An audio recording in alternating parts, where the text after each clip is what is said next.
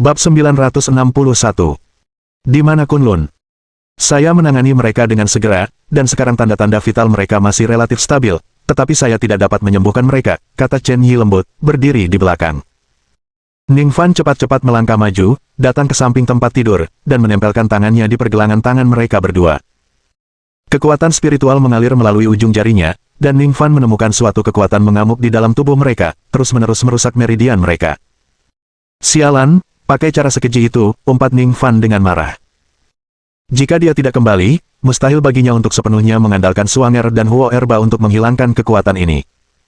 Sekalipun operasi berhasil menyembuhkan mereka, mereka tetap akan cacat di masa depan.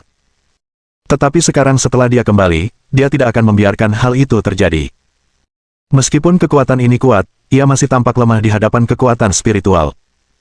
Ning Fan mengedarkan kekuatan spiritualnya melalui meridian mereka 2 kali dan berhasil menyebarkan kekuatan itu sepenuhnya ke dalam tubuh mereka. Kemudian, dia mengeluarkan jarum perak dan ramuan ajaib, dan mulai mengobati luka-luka mereka. Sekitar 20 menit kemudian, Ning Fan berdiri tegak, setelah menyelesaikan perawatan. Dia menoleh ke arah Chen Yi, jadi apa sebenarnya yang terjadi? Mengapa mereka terluka parah? Chen Yi buru-buru menyampaikan kata-kata asli Suanger kepada Ning Fan. Mendengar ini, ekspresi Ning Fan langsung menjadi gelap. Heh, Kunlun, aku ingin melihat seberapa hebat dirimu sebenarnya. Di rumah keluarga Su, sebuah pesta besar tengah berlangsung. Meskipun si Yunzi telah membawa Su Qingcheng pergi, ini tidak mencegah Su Han menggunakan nama Kunlun untuk lebih memperkuat posisi keluarga Su di ibu kota. Pada saat itu, dia berjalan di antara para tamu sambil memegang segelas anggur, wajahnya penuh dengan kepuasan. Saya tidak pernah menyangka keluarga Su punya hubungan dengan Kunlun. Sungguh mengesankan. Kakak Su, kami semua akan mengandalkanmu mulai sekarang. Ya, jika Anda memiliki peluang bagus, jangan ragu untuk memberi tahu kami. Para kepala keluarga papan atas yang dulu berinteraksi dengannya secara setara, kini semuanya menyanjungnya, masing-masing berharap dapat menjalin hubungan dengan Kunlun melalui Su Han. Su Han tidak hanya tidak membencinya, tetapi dia juga cukup menikmatinya. Keluarga terkemuka manapun, bukankah masih memohon padaku, Su Han? Bisakah leluhur keluarga Su melihat ini? Keluarga Su masih membutuhkan aku, Su Han, untuk membawa kejayaan. Saat cangkir dan piring dipertukarkan, wajah Su Han menjadi merah dan bersemangat. Tenang saja, tuan-tuan, jika kalian butuh bantuan dariku, Su Han, di masa depan, bicaralah saja. Mulai hari ini, keluarga Su kita bisa dianggap sebagai keluarga Kunlun. Bahkan jika aku, Su Han, tidak mampu menangani sesuatu, hanya dengan satu kata dari Sekte Feiyu, tidak akan ada yang berani bergerak. Bahkan jika Ning Fan sialan itu kembali, kita tidak perlu takut padanya. Bagi Sekte Feiyu, menghadapi anak itu semudah menghancurkan semut. Mendengar ini, semua orang tertawa terbahak-bahak, merasa seolah-olah beban di dada mereka terangkat. Tepat pada saat itu, suara yang tenang dan acuh tak acuh tiba-tiba menusuk telinga Su Han. Begitukah? Kalau begitu, mari kita lihat orang-orang dari Kunlun ini, dan lihat seberapa kuat mereka sebenarnya. Mendengar ini, Su Han tiba-tiba menjadi marah. Sialan, apa kau pikir para master abadi Kunlun itu pengamen jalanan? Apa kau berharap mereka muncul begitu saja karena kau menginginkannya? Siapa yang begitu bodoh sampai berani bilang? Ning Fan. Saat berbicara, Su Han menoleh, hanya untuk melihat sosok tak terduga berdiri di hadapannya. Ayo, terus bicara. Ning Fan berjalan melewati kerumunan, yang saat dihadapkan dengan kehadirannya, semuanya berhamburan ketakutan, tidak berani mendekat. Dia mendekati Su Han, mencengkeram lehernya, suaranya semakin dingin. Mana orang Kunlun itu? Kemana Nona Su dibawa? Merasakan kekuatan dari tangan itu, Su Han merasakan hawa dingin menjalar ke tulang punggungnya, menyebabkan seluruh tubuhnya menggigil. Akan kukatakan. Master abadi Si Yunzi membawa Qingcheng ke Kunlun. Meskipun sebelumnya dia bersikap meremehkan Ning Fan, saat menghadapi Ning Fan, rasa takut yang amat sangat muncul tak terkendali di dalam dirinya. Su Han sangat yakin bahwa pemuda ini benar-benar akan membunuh. Karena Master abadi Si Yunzi tidak ada, mereka yang hadir tidak dapat menghentikan Ning Fan. Mendengar ini, mata Ning Fan menjadi gelap, di mana Kunlun? Aku tidak tahu, aku benar-benar tidak tahu. Su Han menyadari niat membunuh Ning Fan dan semakin panik. Aku hanya mendengar guru abadi menyebutkan bahwa Kunlun berada di puncak Gunung Kunlun. Selebihnya, aku tidak tahu. Ning Fan menatap Su Han cukup lama, memastikan dia tidak berbohong, lalu dengan santai melemparkannya ke tanah. Sebuah bencana telah menimpa Nona Su, dan kalian semua yang hadir harus mati. Meninggalkan kata-kata yang dipenuhi niat membunuh, Ning Fan melompat dan langsung menuju Gunung Kunlun. Melihat sosok Ning Fan yang semakin memudar, Su Han akhirnya mengatur napasnya, merasakan kelegaan seolah-olah dia telah selamat dari bencana besar.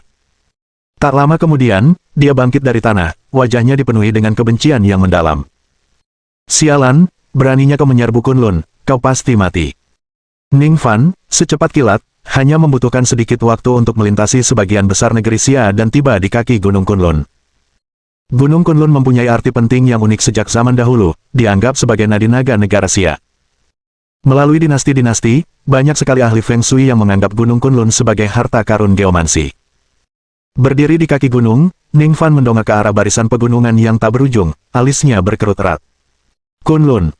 Kunlun, di mana tepatnya? Di sekelilingnya terdapat wisatawan yang mengunjungi Gunung Kunlun, kawasan pemandangan terkenal yang menarik banyak pengunjung setiap tahunnya. Tepat saat Ning Fan bersiap mendaki gunung, teriakan tergesa-gesa tiba-tiba datang dari belakangnya. Tuan! Tuan! Tunggu kami! Terkejut, Ning Fan berbalik, hanya untuk melihat Suanger dan Huo Erba melaju ke arahnya dari kejauhan, sementara para turis di dekatnya memberi jalan bagi mereka. Bab 962. Tiga puncak alam transenden besar. Saat keduanya mendekat, Ning Fan mengerutkan kening, bagaimana kamu bisa sampai di sini? Suanger menarik napas dalam-dalam dan berkata dengan sungguh-sungguh, Tuan, King Cheng diculik tepat di depan mataku. Aku harus membawanya kembali secara pribadi.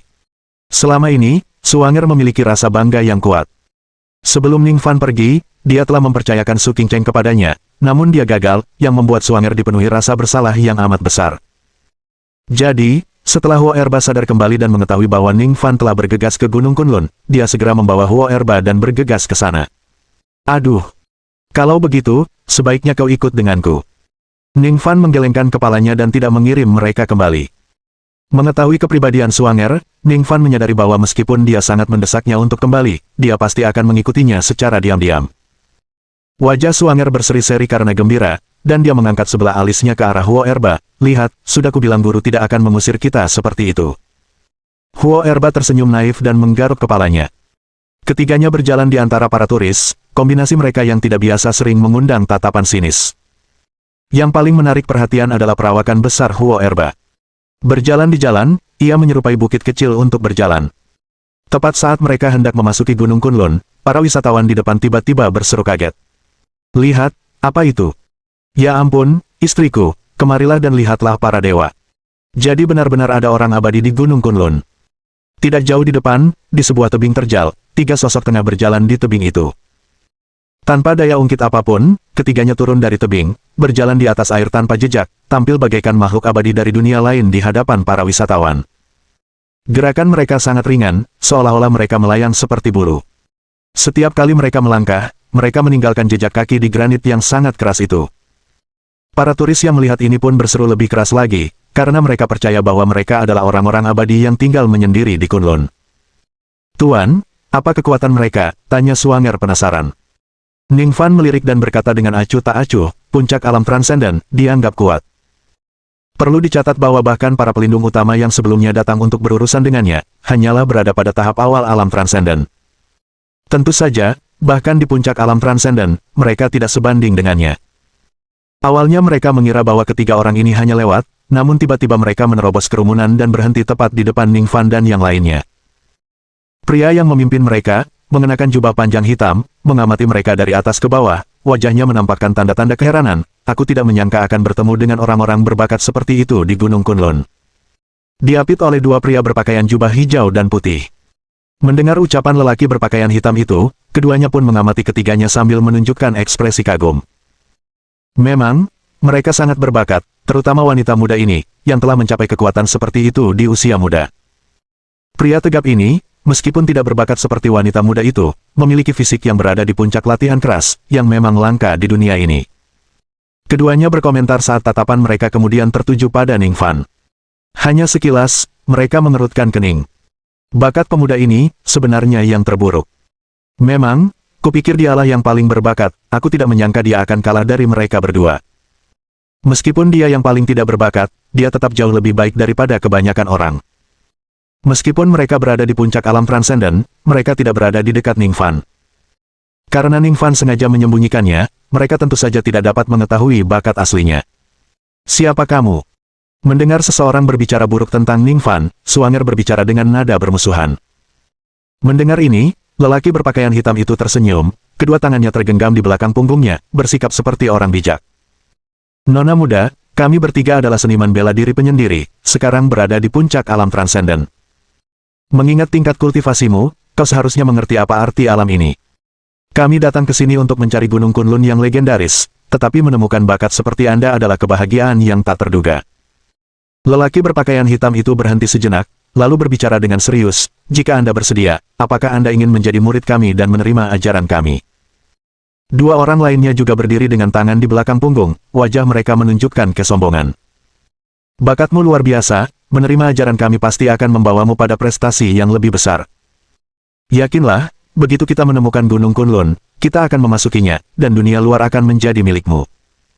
Ini kesempatanmu, pikirkan baik-baik. Ketiganya berpikir bahwa Ningfan dan yang lainnya tidak punya alasan untuk menolak mereka. Berada di puncak alam transenden, mereka hampir berada di puncak kekuatan di dunia sekuler. Kalau sampai tersiar kabar bahwa mereka akan mengangkat murid, seniman bela diri di dunia akan menjadi gila, berlomba-lomba untuk mendapatkan kesempatan menjadi murid mereka. Namun, reaksi Suanger benar-benar di luar dugaan.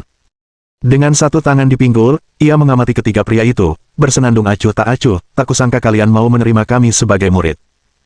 Kalian benar-benar terlalu tinggi. Senyum lelaki berambut hitam itu menegang, lalu dia berkata dengan tidak percaya, apakah kamu tahu siapa yang kamu tolak? Tentu saja, aku sangat tahu. Suanger menatap dengan pandangan meremehkan dan berkata dengan arogan, kalian bertiga bahkan tidak memenuhi syarat untuk menjadikan kami murid. Wajah lelaki berpakaian putih itu berubah dingin, gadis muda, sikap macam apa itu? Itu. Biarlah, seniman bela diri muda memang seperti ini, tak mengenal luasnya langit dan bumi. Bukankah dulu kita sama? Melihat lelaki berbaju putih itu marah, lelaki berbaju hijau segera maju untuk meredakan keadaan. Bab 963. Pemandu wisata yang menipu. Karena kalian bertiga sudah menolak, kami tidak akan mengganggu kalian lagi. Tapi, kuharap kalian tidak menyesali keputusan kalian nanti. Setelah berkata demikian, dia bertukar pandang dengan lelaki berpakaian hitam itu dan melayang pergi bagaikan buluh yang menyeberangi sungai, sekali lagi membuat para turis di belakang mereka berseru takjub. Setelah mereka pergi jauh, pria berbaju putih itu mendengus kesal, ketiga bocah itu tidak menghargai kebaikan kita, dan mereka bahkan tidak punya rasa hormat dalam kata-kata mereka. Apa mereka benar-benar tidak mengerti apa artinya berada di puncak alam transenden? Ayolah, siapa yang tidak pernah merasa bangga saat masih muda? Pria berbaju hijau menepuk bahunya, menghibur, jangan ribut soal anak muda, ingat tujuan kita di sini. Setelah bertahun-tahun, akhirnya kita menemukan jalan masuk sejati ke Gunung Kunlun. Di dunia sekuler, kita telah mencapai puncak kekuatan kita, kata pria berbaju hitam dengan sungguh-sungguh. Satu-satunya cara untuk melepaskan diri dari belenggu dunia sekuler adalah dengan memasuki Gunung Kunlun. Ayo pergi. Menurut informasi yang kami terima, pintu masuk sebenarnya ke Gunung Kunlun ada tepat di puncaknya. Lelaki berbaju hijau itu mendongak ke arah kilat yang tersembunyi di antara awan, matanya dipenuhi kerinduan. Gunung Kunlun, tempat yang dirindukan banyak seniman bela diri tetapi tak dapat dijangkau. Akhirnya kita akan menemukannya. Di kaki gunung, Ningfan dan rekan-rekannya juga memulai pendakian bersama para wisatawan. Suanger marah sepanjang jalan, guru, mereka bertiga terlalu sombong, bahkan ingin menjadikan kita sebagai murid mereka. Kekuatan mereka memang hebat, mereka memenuhi syarat untuk menjadikanmu murid, kata Ningfan dengan tenang. Suanger mendengus, aku sudah punya tuan, mereka tidak layak dibandingkan denganmu. Ningfan tertawa dan terus berjalan mendaki gunung tanpa berkomentar lebih jauh. Dia sebelumnya telah memindai area tersebut dengan kekuatan spiritualnya, tetapi tidak dapat menemukan apa yang disebut pintu masuk ke Gunung Kunlun. Tampaknya seseorang harus benar-benar mencapai puncak Gunung Kunlun untuk menemukan di mana pintu masuknya. Perjalanan mendaki gunung tidak ada kejadian yang berarti, dan segera mereka mencapai daerah tengah gunung. Apa? Sejak kapan mereka menaikkan biaya di titik ini? Bukankah kita sudah membayar semua uang itu di kaki gunung? Terjadilah pertengkaran, yang menarik perhatian orang-orang di sekitar. Itu adalah rombongan wisata yang terdiri dari sekitar selusin wisatawan. Mereka saat itu sedang mengelilingi seorang pria yang berpakaian seperti pemandu wisata, sambil berdebat dengan marah.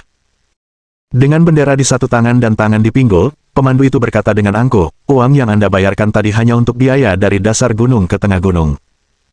Kita sekarang berada di tempat belanja, dan Anda harus menyelesaikan belanja sebelum kita bisa melanjutkan perjalanan. Pernyataan ini kembali mengobarkan semangat semua orang. Untuk alasan apa? Lihat apa yang kamu jual, semuanya sampah. Menagih kami 3.000 untuk batu jelek, mengapa kami harus membelinya? Mendengar itu, sang pemandu tertawa kecil dan melambaikan tangannya. Kalau tidak beli, mendingan kamu diam saja di sini, di tengah gunung.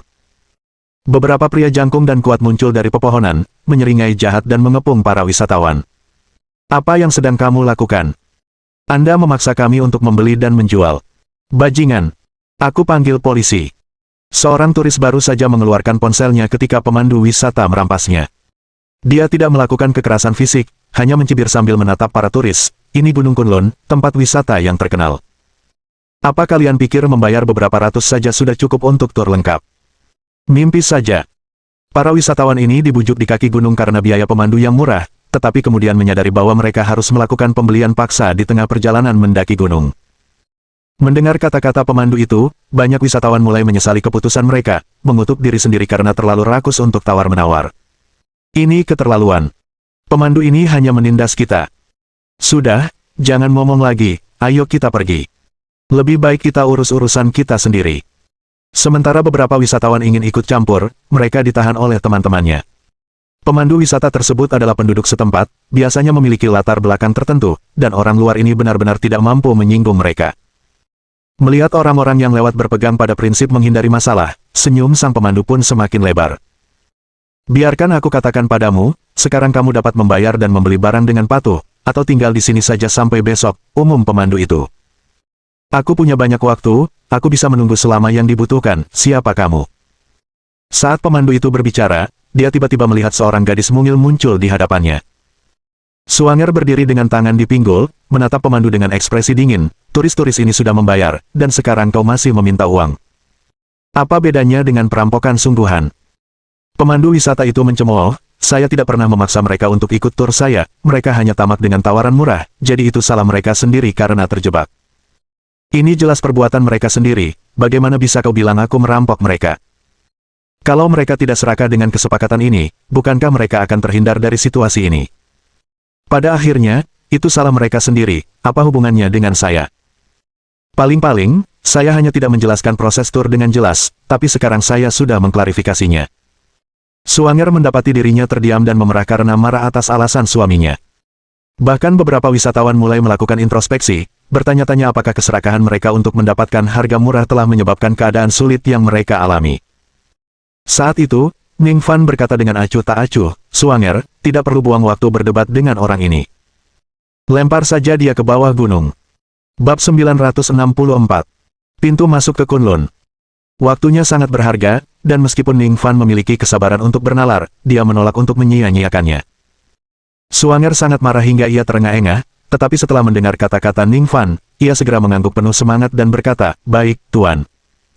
Sambil berbicara, dia mengulurkan tangan untuk meraih pemandu wisata. Hei, hei, hei, apa yang kau lakukan? Hentikan dia.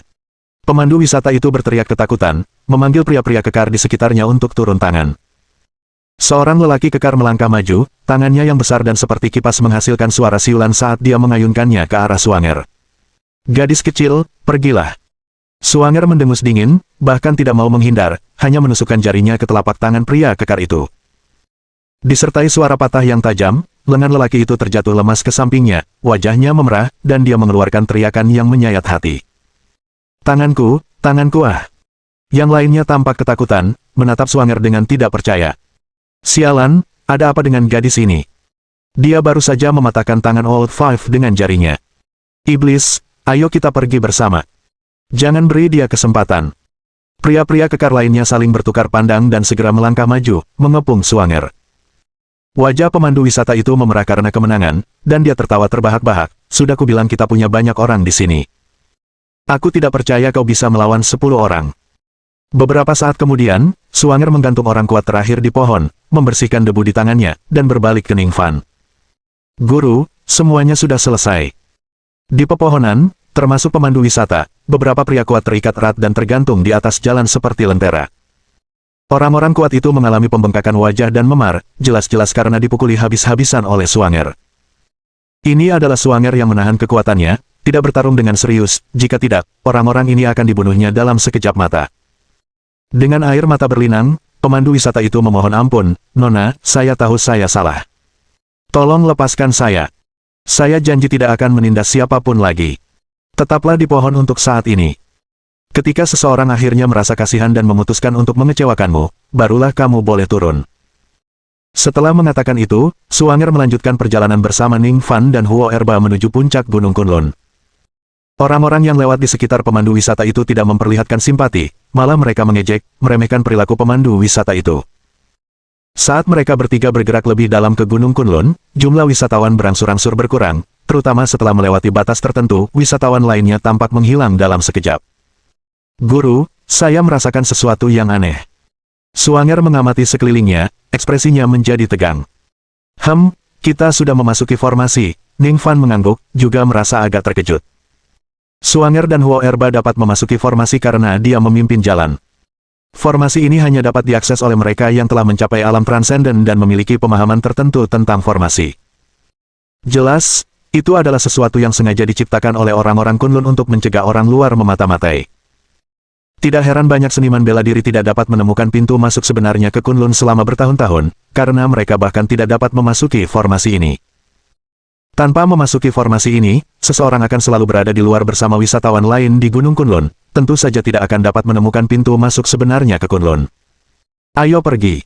Aku bisa merasakan aura aneh di puncak.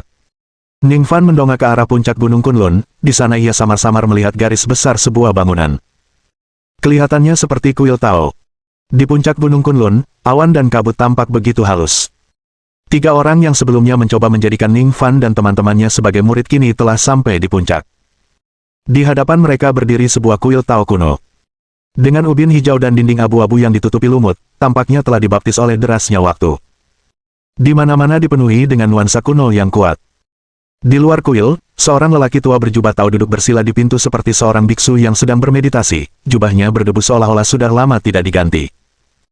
Lelaki berpakaian hitam itu mengamati lelaki tua itu, lalu menangkupkan satu tangan di depan dada lelaki itu dan bertanya dengan ragu, "Maaf, tetua, apakah tempat ini pintu masuk ke Kunlun?" Ketiganya juga mengandalkan kekuatan mereka untuk menghancurkan formasi dan memasuki tempat ini. Sekilas terlihat jelas bahwa lelaki tua yang menunggu di sini bukanlah orang biasa. Kelopak mata lelaki tua itu terangkat sedikit, matanya yang agak keruh bergerak, dan tatapannya menyapu ketiga orang itu. "Kembalilah, ini bukan tempat yang seharusnya kau kunjungi," katanya.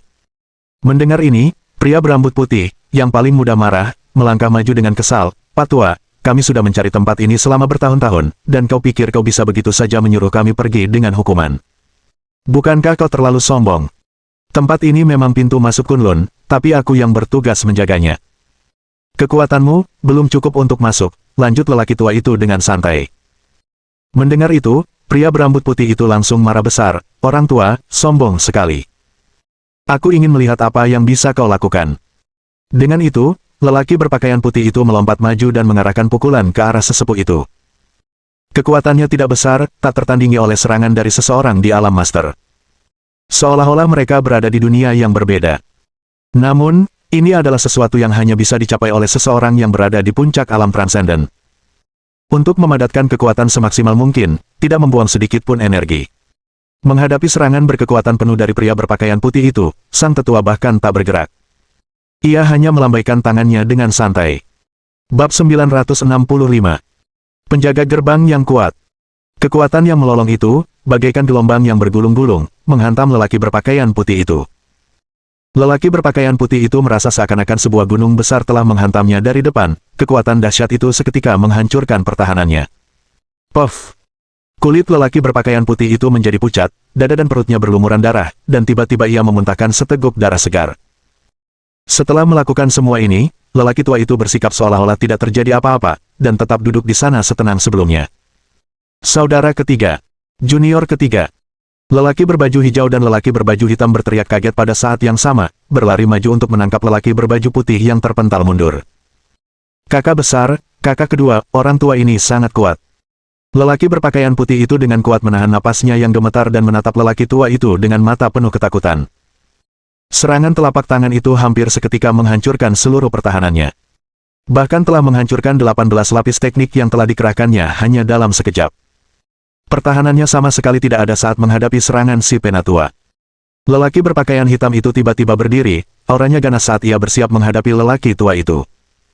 Namun, pria berbaju hijau itu menghentikannya, membungkuk kepada lelaki tua itu dan berkata, "Yang mulia, kami buta dan tidak mengenali Gunung Tai. Kami telah menyinggung Anda. Bolehkah saya bertanya bagaimana kami bisa memasuki Kunlun?" Sang sesepuh berbicara dengan acuh tak acuh, "Sudah kukatakan sebelumnya, dengan aku di sini, kalian tidak bisa masuk." "Bagaimana kalau kami bersikeras masuk?" kata pria berpakaian hitam itu dengan dingin. Orang tua itu meliriknya dan berkata dengan tenang, "Sederhana, kalahkan aku, dan kau boleh melanjutkan."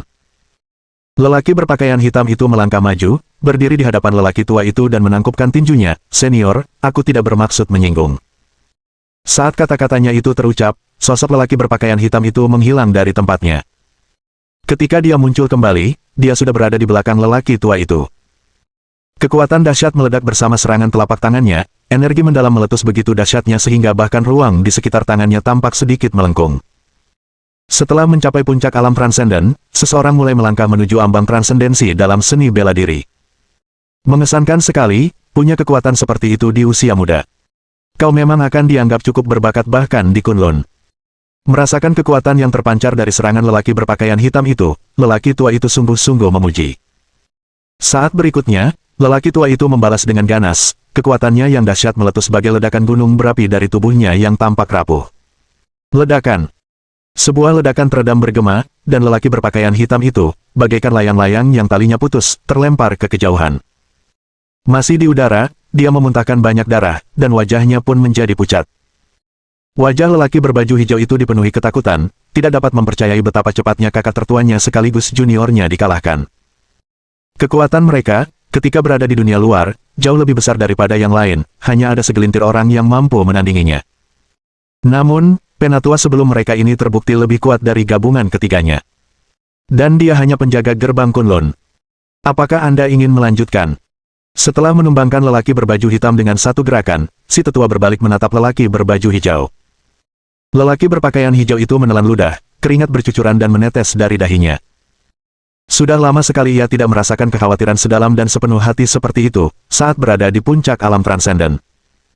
Kakak laki-lakiku dan adik laki-lakiku yang lebih muda telah dipermalukan. Sebagai kakak laki-laki kedua, aku tidak bisa tinggal diam dan menonton. Lelaki berpakaian hijau itu menggertakkan giginya, menarik napas dalam-dalam, lalu melangkah maju, memposisikan dirinya di hadapan sesepuh itu. Tubuhnya dipenuhi energi, dan jubahnya berkibar, dia siap menyerang. Sang sesepuh menatap lelaki berpakaian hijau itu, dengan ekspresi penghargaan di wajahnya. Namun saat ia bergerak, tidak ada sedikit pun keraguan atau kelembutan dalam tindakannya.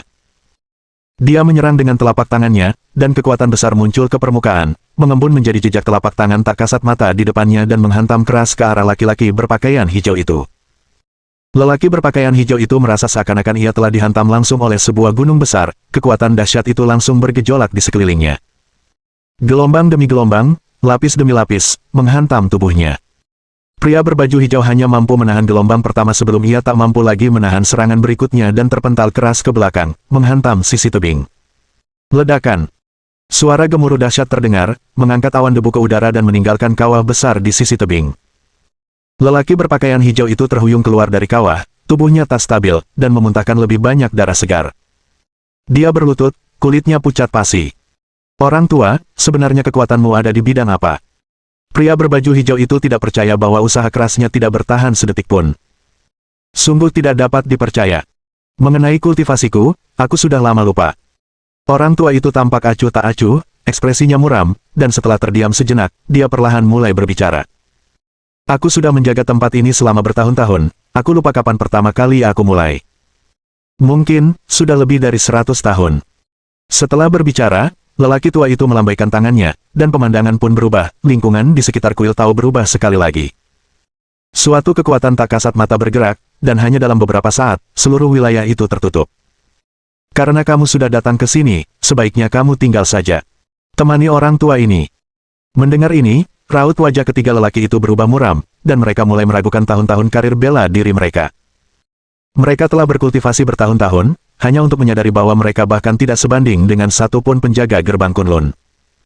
Kalau begitu, seberapa dahsyatkah Kunlun itu sendiri? Tepat saat ketiganya merasa sangat putus asa, lelaki tua itu tiba-tiba menoleh tajam, tatapannya tajam ke depan.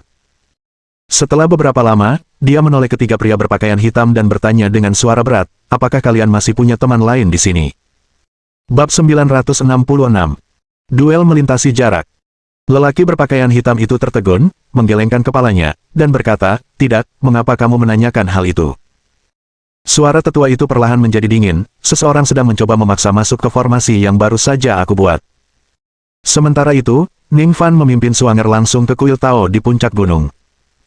Guru, saya punya firasat buruk, seolah-olah ada kekuatan yang mencoba mendorong saya. Suanger mengerutkan kening dalam-dalam, gelombang kekuatan berputar di sekelilingnya, jelas memasuki mode bertarung. Kau benar, formasi tempat ini akan mengusir siapapun yang mencoba menyusup, dan jika kekuatan mereka tidak cukup, mereka akan langsung diusir. Ningfan mendongak ke arah kuil Tao, ekspresinya penuh pertimbangan. Seperti yang diduga, ada orang di dalam kuil Tao itu, tapi aku tidak tahu seberapa kuat mereka. Merasakan kekuatan berputar di sekelilingnya, Ningfan menarik napas dalam-dalam, tiba-tiba melangkah maju dengan kuat, saat kekuatan spiritual yang kuat meledak dari dalam dirinya. Kekuatan spiritualnya sangat tajam, bagaikan bilah pedang yang dapat menghancurkan apapun, menebas dengan ganas kekuatan-kekuatan yang mengepungnya dari segala arah. Pada saat yang sama, lelaki tua yang mengendalikan operasi formasi itu mengamuk dan tiba-tiba berdiri, dasar orang bodoh. Berani-beraninya kau mengutak-atik formasi. Benar-benar gegabah. Orang tua itu tiba-tiba bangkit berdiri, tatapannya dingin tertuju pada kaki gunung, seolah-olah dia melihat Ningfan terus maju mendaki gunung. Dasar bocah bodoh, aku sudah memberimu kesempatan. Karena kau tidak menghargainya, jangan salahkan aku karena bersikap kejam saat aku bertindak. Telapak tangan tetua itu saling tumpang tindih, membentuk satu segel tangan misterius demi satu. Saat ia mulai memodifikasi formasi, kekuatan formasi yang menyebar itu juga mulai berubah. Kekuatan yang melonjak dan bergejolak itu meraung menjadi hidup, berputar dan mengaduk di atas puncak Gunung Kunlun. Formasinya pun berubah, membentuk satu formasi rumit demi rumit, menyelimuti seluruh puncak Gunung Kunlun. Lawan sedang mengubah formasi. Ningfan segera menyadari tindakan orang lain, sudut mulutnya melengkung membentuk senyuman dingin. Aku benar-benar ingin melihat seberapa mendalam penguasaanmu terhadap formasi. Kenangan tentang pembentukan dari warisan ibunya memenuhi pikirannya. Dengan kultivasinya saat ini, dia dapat dengan mudah melepaskan formasi ini. Guru, biar aku bantu Anda. Suanger mengerutkan kening dalam-dalam, kemampuan bertahannya paling lemah, dan menghadapi kekuatan hebat yang terpancar dari formasi, dia sudah mulai kesulitan menahannya. Huo Erba berdiri di depannya, membantunya menghalangi tekanan dari formasi. Namun, Ningfan melambaikan tangannya dan berkata dengan acuh tak acuh, tidak perlu, formasi seperti ini saja tidak cukup untuk merepotkanku.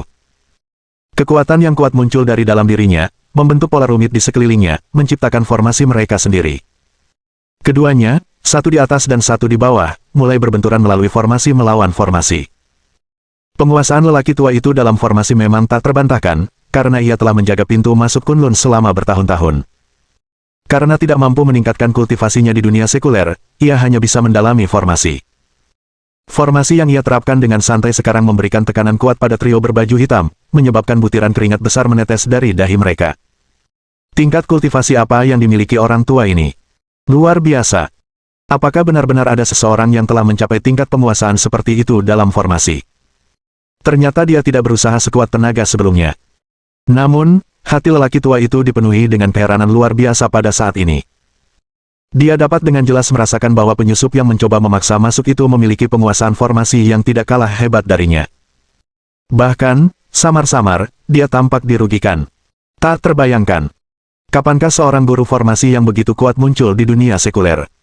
Aku tidak percaya kalau penguasaanmu dalam formasi bisa melampauiku. Orang tua itu mendengus pelan, dan kekuatan dahsyat meraung keluar darinya saat formasi yang mengesankan sekali lagi terbentuk.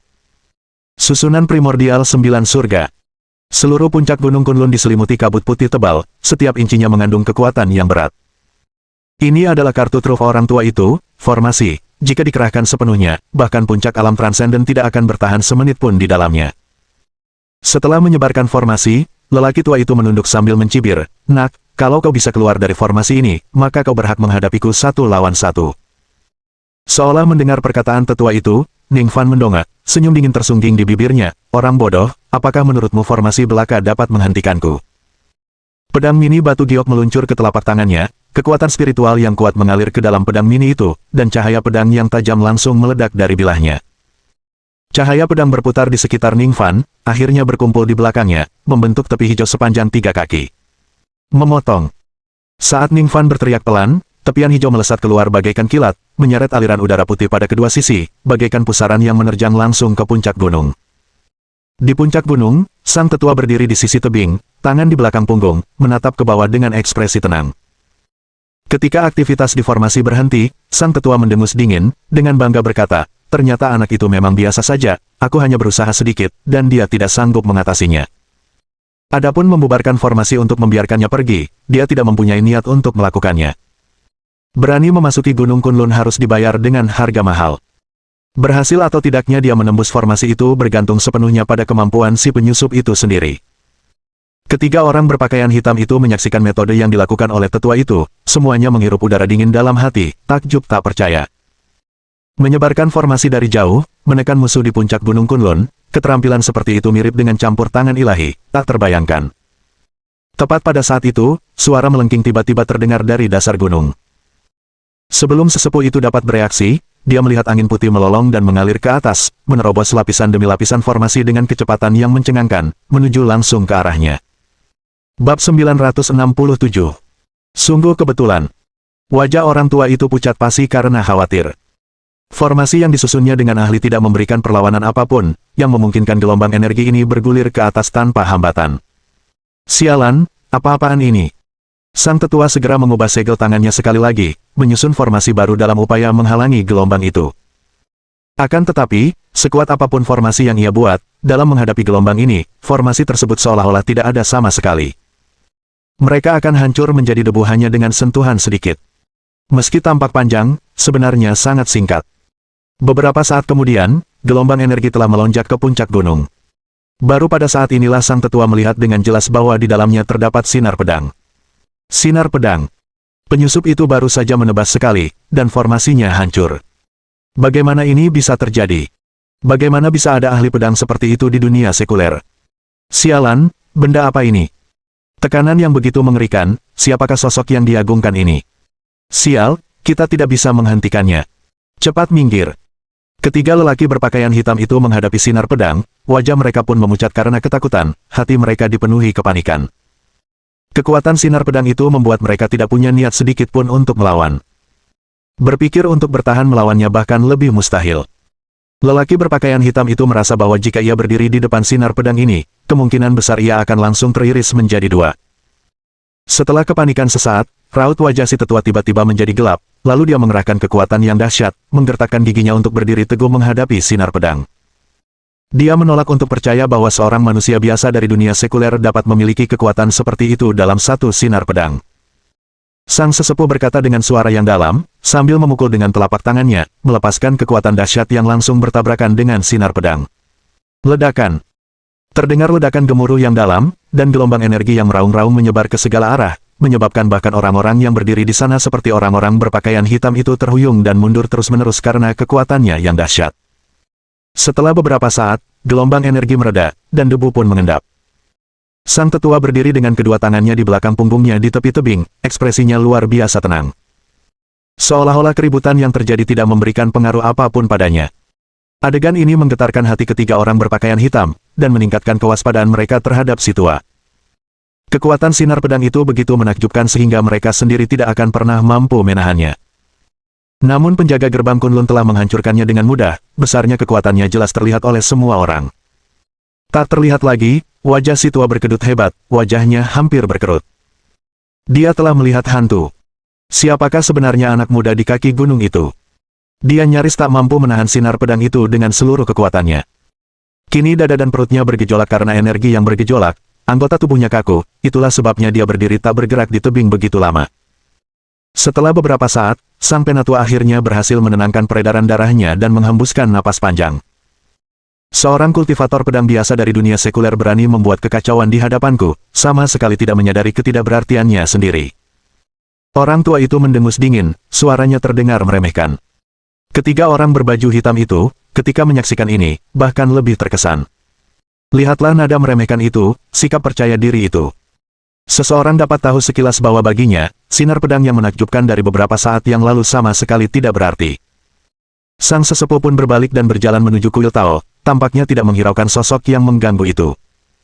Dalam pandangannya, setelah melepaskan pedang yang menggetarkan surga, penyusup itu pasti sudah kelelahan sekarang. Meskipun banyak formasinya yang hancur akibat serangan itu, sejumlah besar masih tersisa di seluruh pegunungan. Berurusan dengan seniman bela diri yang kelelahan akan lebih dari bisa dikelola. Jika kalian ingin pergi, aku bisa membiarkan kalian pergi, kata tetua itu sambil melirik ke arah orang-orang berpakaian hitam, berbicara dengan acuh tak acuh. Kekuatannya saat ini tidak seperti dulu lagi, dan meski ketiga orang ini mungkin tidak menimbulkan ancaman, jika mereka berniat menyergapnya, mereka bisa menjadi risiko yang cukup besar. Mengingat kondisinya saat ini, dia mungkin tidak dapat membunuh mereka, jadi mungkin lebih baik membiarkan mereka pergi. Begitu kekuatannya pulih, jika mereka mencoba menyerang gunung itu lagi, dia akan mampu menghadapinya dengan mudah. Setelah bertukar pandang, ketiganya serentak memberi hormat dengan membungkuk. Kami dengan rendah hati meminta agar senior mengizinkan kami tinggal dan belajar dari Anda.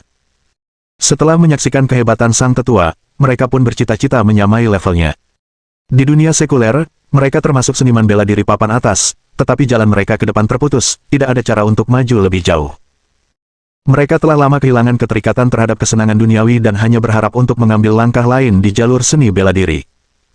Jadi, tanpa konsultasi, mereka bertiga membuat keputusan yang sama. Sang tetua, melihat tindakan mereka, mengangkat sebelah alisnya, hendak berbicara, ketika tiba-tiba suara tenang lainnya terdengar. Kebetulan sekali, aku tidak menyangka akan menemukan kalian bertiga di sini. Jantung si tetua berdebar kencang, ia cepat-cepat menoleh, hanya mendapati tiga sosok yang tiba-tiba muncul di atas tebing. Pemimpinnya, seorang pemuda jangkung dengan penampilan menarik, tampak seperti seorang abadi yang transenden, luar biasa dan tak tertandingi. Di belakangnya, seorang gadis dan seorang lelaki kekar tampak seperti dua orang penjaga, keduanya menatap lelaki tua itu dengan tatapan tajam. Bagaimana? Bagaimana kabarmu di sini? Orang-orang berpakaian hitam itu, saat melihat ketiganya, memperlihatkan ekspresi terkejut total. Bukankah mereka adalah orang-orang yang sama yang mereka temui di kaki gunung? Baik lelaki berbaju putih maupun lelaki berbaju biru sama-sama bingung, tidak mengerti bagaimana ketiganya bisa muncul di sini. Saat melihat Ning Fan, tetua itu segera menyadari identitas orang itu. Jadi, kau penyusup yang tadi. Benar-benar hebat, berhasil sampai ke sini.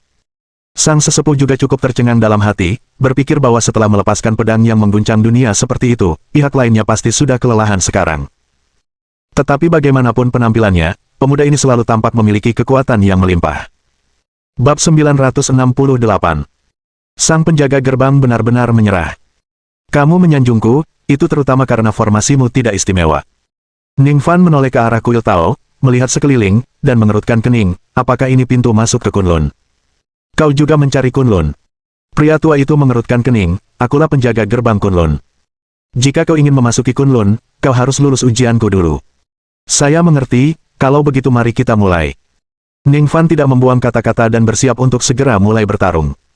Su Qingcheng sudah memasuki Kunlun, ia tidak punya banyak waktu untuk menunda. Jika ia datang terlambat dan terjadi sesuatu, ia akan menyalahkan dirinya sendiri seumur hidup. Kau tampak sangat percaya diri. Pria tua itu mendengus dingin, mari kita lihat apakah kau punya kemampuan untuk melewatiku. Dengan itu, lelaki tua itu menarik napas dalam-dalam, lalu kekuatan dahsyat menyeruak keluar, menyebabkan jubahnya berkibar seketika. Dia melancarkan serangan telapak tangan, dan kekuatan dahsyat itu berubah menjadi jejak telapak tangan tak terlihat, melesat ke arah Ning Fan. Kekuatan yang ditunjukkannya sekarang bahkan lebih hebat daripada saat dia berhadapan dengan tiga pria berpakaian hitam. Ternyata dia menahan diri saat melawan kita. Mengerikan sekali, kekuatan macam apa yang dimiliki orang tua ini. Anak muda, jangan coba-coba melawan. Ini bukan sesuatu yang bisa kau tahan. Meskipun ketiganya telah ditegur oleh Suanger sebelumnya, mereka tidak ingin melihat Ning Fan, seorang seniman bela diri dari dunia sekuler, mati di tangan pria tua itu. Menghadapi serangan dahsyat ini, Suanger dan Huo Erba melangkah maju dan menyerang bersama. Suara ledakan teredam meletus, dan wajah keduanya berubah pucat bersamaan, lalu mereka terdorong mundur beberapa langkah dengan kuat, namun masih tak mampu menghilangkan sisa tenaga. Ning Fan lah yang melangkah maju, menangkap keduanya, lalu menangkal sisa kekuatan serangan itu dengan pukulan backhand. Kekuatan lawan jauh melampauimu, jangan memaksakan diri. Ning Fan mengarahkan keduanya untuk mundur dan maju sendiri untuk menemui lelaki tua itu secara langsung. Betapa cerobohnya. Beraninya kau melawanku. Melihat Ningfan tidak berniat menyerah dan siap bertempur, pria tua itu mendengus dan juga maju dengan langkah besar. Dor, dor, dor. Suara dentuman keras bergema, menyebarkan energi dan seketika menghancurkan semua yang ada di sekitarnya. Rumput berterbangan dan batu pecah.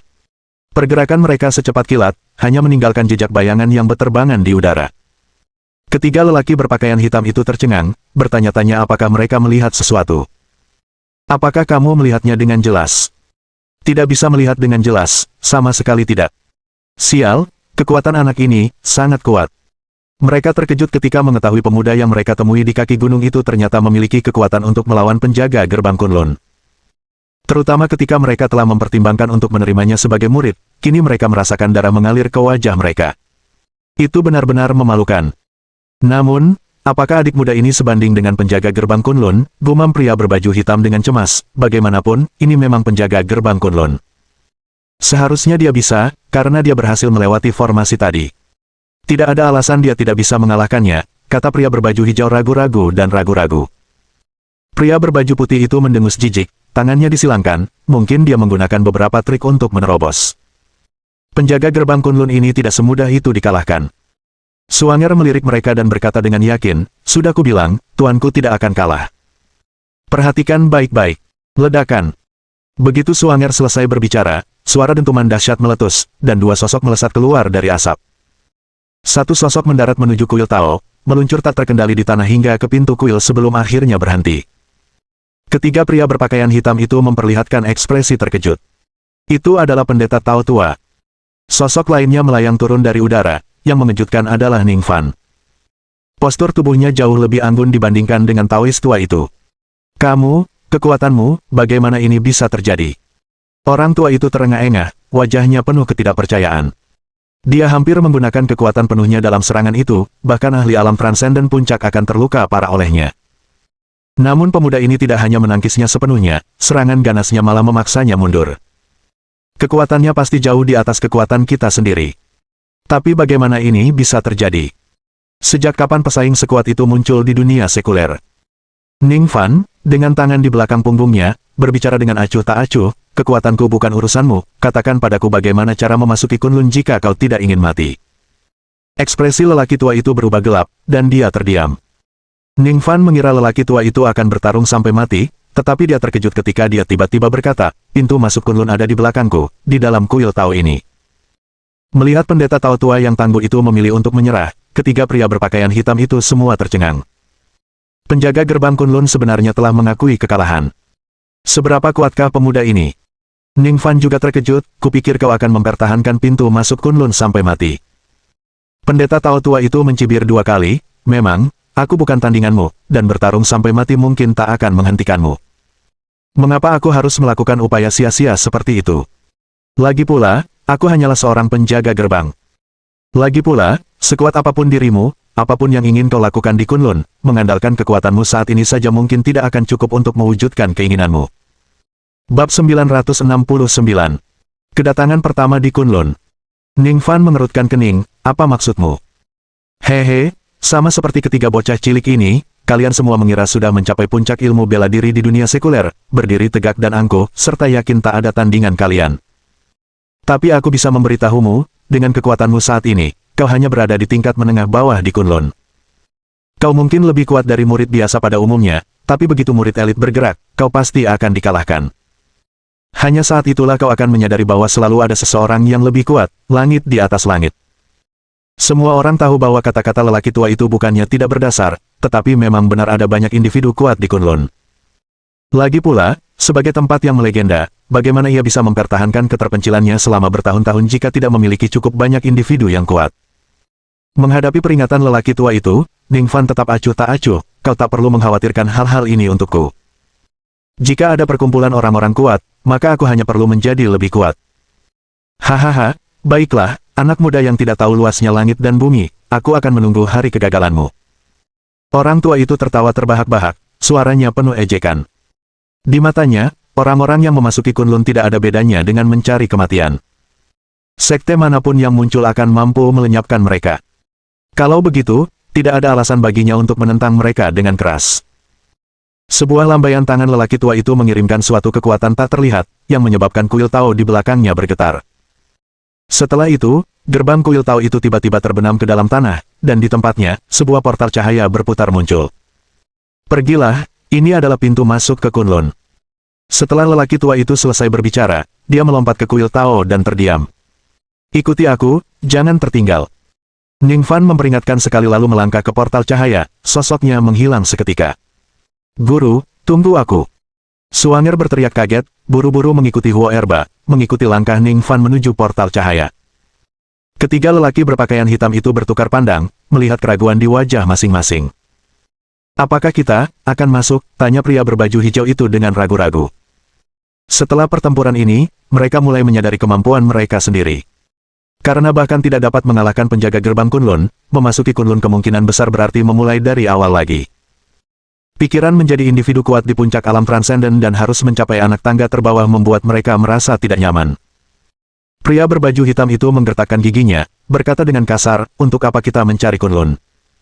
Bukankah untuk menembus belenggu di puncak jalur bela diri dan mencapai alam yang lebih tinggi? Jadi bagaimana kalau kita harus mulai dari awal? Bukankah kita, yang berasal dari seniman bela diri yang tidak dikenal, sudah melalui begitu banyak hal untuk mencapai titik ini?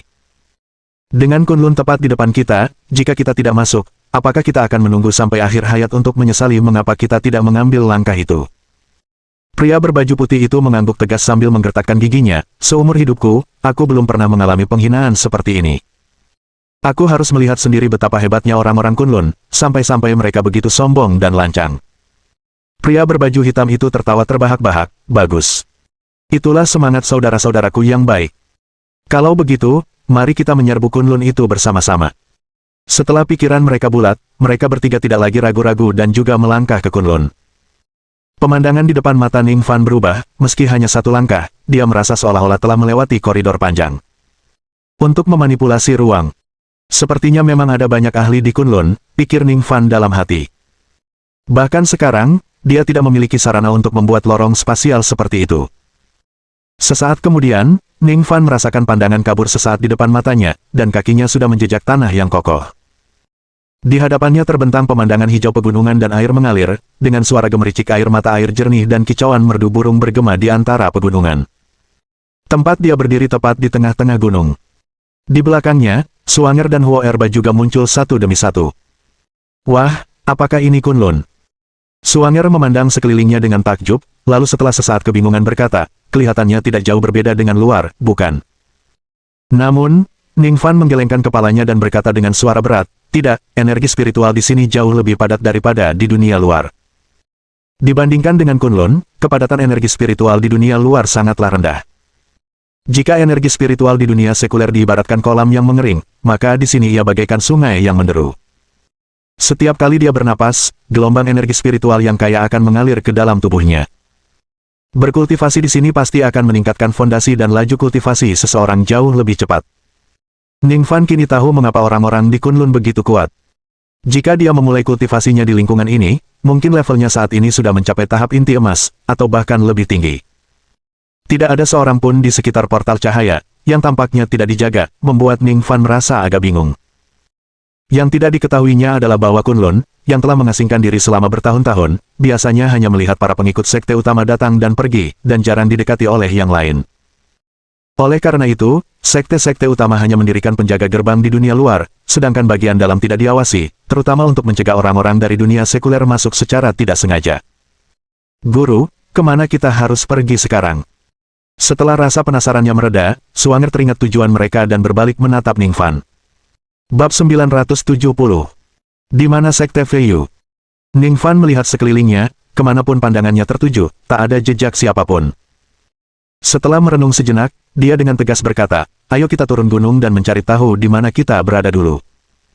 Ketiganya melompat dan langsung menghilang di depan portal cahaya. Sesaat kemudian, portal cahaya beriak seperti ombak, dan tiga pria berpakaian hitam muncul darinya. Melihat hijaunya gunung di hadapan mereka, ketiganya menampakkan ekspresi terkejut di wajah masing-masing sambil mendecak lidah karena takjub. Apakah ini Kunlun? Sungguh ajaib, memasuki portal cahaya dan berakhir di tempat yang begitu menakjubkan. Udara di sini terasa sangat berbeda, membuat seseorang merasa segar dan gembira. Sebagai seniman bela diri, meskipun mereka belum menguasai metode kultivasi menggunakan energi spiritual, mereka masih bisa merasakan kehadirannya.